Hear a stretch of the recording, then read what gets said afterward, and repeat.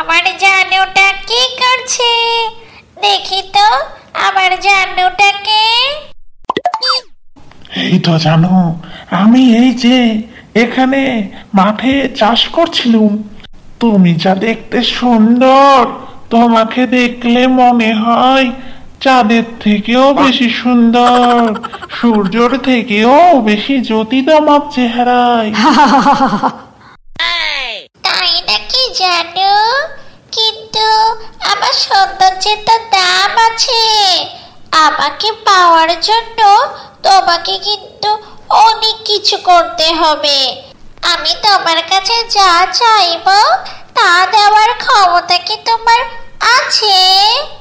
হ্যাঁ হ্যাঁ, দেখো জানো, তুমি আমাকে একবার বলেই দেখো আমার ভালোবাসা প্রমাণের জন্য কি করতে হবে। শুধু তুমি আমাকে একবার বলেই দেখো, আমি তাই হাজির করে দেব। তুমি যদি বলো আকাশের চাঁদ আনতে, আমি এখনই দেখো আকাশের চাঁদ এনে দেব। তুমি যদি বলো বাগানের ফুল আনতে, আমি তোমার জন্য এখনই দেখো বাগানের ফুল এনে দেব। তুমি যা চাইবে আমি তোমাকে তাই দেব।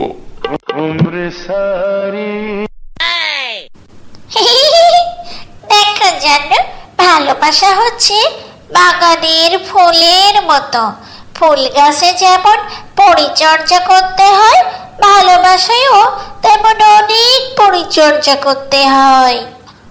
আমার এই মাসের হাত খরচের টাকা লাগবে 1,00,000 টাকা। তুমি কি আমাকে দেবে? মাত্র 1,00,000 টাকা। যদি তুমি দিতে পারো তাহলে যখন মন চায় আমার সাথে কথা বলো, আমাকে ফোন দিও। আর যদি তুমি দিতে না পারো তাহলে আমাকে আর ফোন দিও না। আমার সাথে কথা বলার কোনো দরকারই নেই। যেহেতু তুমি আমার হাত খরচাই চালাতে পারো না, সেখানে তোমার সাথে আমার কথা বলে কি হবে তুমি বলো?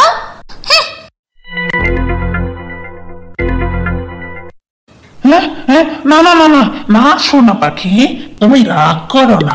আমার জানো, তোমাকে আমি 1,00,000 টাকা দেব, কিন্তু এত টাকা যে আমি কোথায় পাবো এটাই ভেবে পাচ্ছি না। কিন্তু আমাকে যদি বেঁচেও দেয় কেউ, 1,00,000 টাকা তো আমাকে কেউ দেবে না। কোথায় যে পাবো আমি এত টাকা? ও জানুকে ছাড়া তো আমার আবার কিছু ভালোও লাগে না। দূর, দেখি কি করা যায়।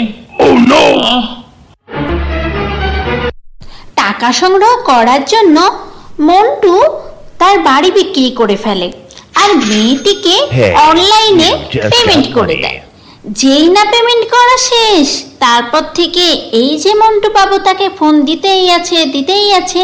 ফোন থেকে শুধু একটা কথাই ভেসে আসে, আপনি যে নাম্বারে ফোন দিয়েছেন এই নাম্বারটি এখন বন্ধ আছে। এটা কি হলো? ফোনে কেন ফোন যাচ্ছে না? ফোন তো বন্ধ বলছে। আমার সাথে তো মনে হয় প্রতারণা হয়ে গেল। এই মেয়েটা আমাকে এইভাবে ঠকালো, আমার সঙ্গে প্রতারণা করলো। হায় হায়, আমি তো বাড়ি বিক্রি করে ফেলেছি।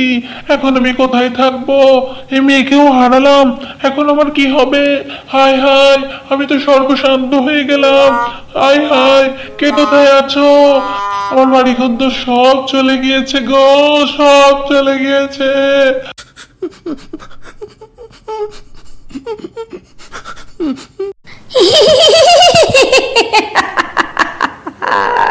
জঙ্গলে বসবাস করত টুনি ডাইনি।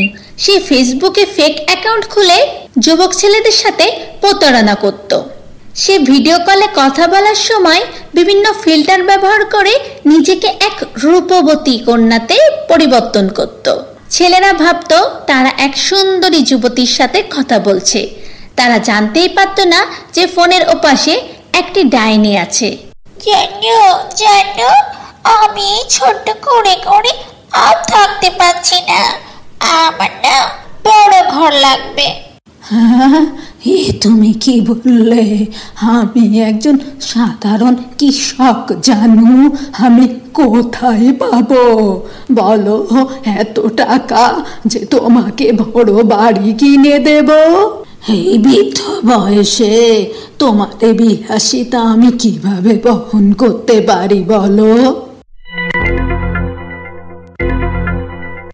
জানো, যেখানে ইচ্ছা আছে সেখানে উপায়ও আছে। তুমি কি চাও না আমরা দুজনে বড় বাড়িতে একটা বড় ঘরে থাকি? তুমি ইচ্ছা করলেই আমাকে একটা বড় বাড়ি কিনে দিতে পারো। আমি জানি জানো তুমি চাচ্ছ না, তাই কিনে দিচ্ছ না। আমাকে শুধু তাল বাহানা করে নানা রকম কথা শোনাচ্ছ।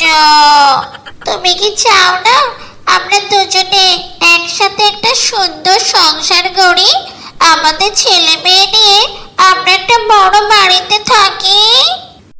অবশ্যই অবশ্যই, কিন্তু না না, কোনো কিন্তু না। তুমি আমাদের ভালোবাসার কথা মনে করো। তুমি একবার কল্পনা করো, তুমি আর আমি একটা বাড়িতে, চারপাশে আমাদের ছোট ছোট সোনামণিরা ঘুরে বেড়াচ্ছে। এদিক ওদিক থেকে তোমাকে বাবা বাবা বলে ডাকছে। জানো, প্লিজ একটা সুন্দর বাড়ি কিনে দাও না।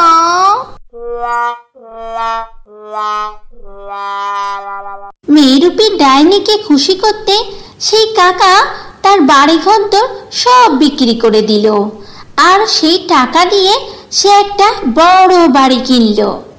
তো বন্ধুরা, ডাইনির টুরুলাভ গল্পটি তোমাদের কাছে কেমন লেগেছে? দ্বিতীয় পর্ব দেখার জন্য একটু অপেক্ষা করো। আর এইরকম আরো মজার মজার গল্প পেতে অবশ্যই চ্যানেলটি সাবস্ক্রাইব করে বেল আইকনটি বাজিয়ে দাও। আর লাইক কমেন্টস করতে কিন্তু একদমই ভুলবে না। আল্লাহ হাফেজ।